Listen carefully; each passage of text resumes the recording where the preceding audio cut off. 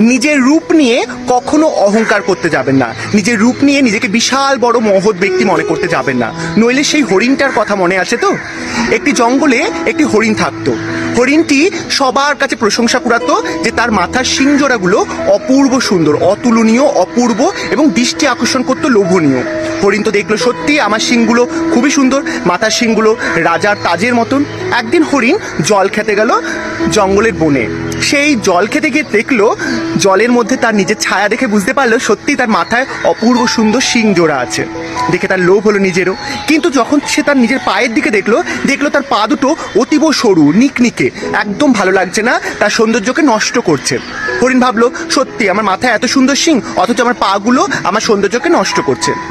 যাই হোক, পরের দিনকে জঙ্গলে দাবানল লাগলো।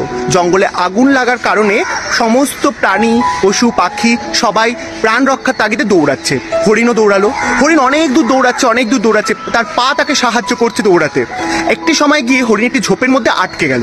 কিভাবে আটকালো? তার যে সুন্দর মাথায় তাজগুলো আছে, শিংগুলো, সেই শিং দুটো লেগে গেল ঝোপের মধ্যে। হরিণ গেল ফেঁসে। কিছুতেই হরিণ নিজের প্রাণকে রক্ষা করতে পারলো না সেই ঝোপের থেকে বেরিয়ে এসে।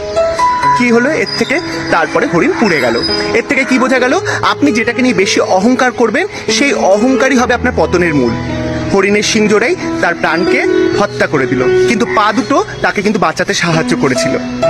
তো আপনি যেটাকে নিয়ে অহংকার করছেন সেটাই হচ্ছে পতনের মূল। আর আপনি কি নিয়ে অহংকার করছেন? আপনার রূপ নিয়ে অহংকার করছেন। এই রূপটা তো আপনি নিজে বানাননি, এটা ঈশ্বর আপনাকে দিয়ে পাঠিয়েছে। তাই ঈশ্বরের দেওয়া সৃষ্টিকে নিয়ে এত অহংকার করবেন না, আর ঈশ্বরের দেওয়া সৃষ্টিকে নিয়ে কাউকে দেখে তাচ্ছিল্য করবেন না যে তোর থেকে আমি বেশি সুন্দর। তাহলে বুঝতে পারলেন, রূপ কিন্তু সারা জীবন থাকে না, আপনাকেও বয়স হতে হবে। তাই নিজের অহংকারকে একটুখানি দমিয়ে রাখুন, বিশেষ করে রূপ নিয়ে বেশি অহংকার দেখাবেন না।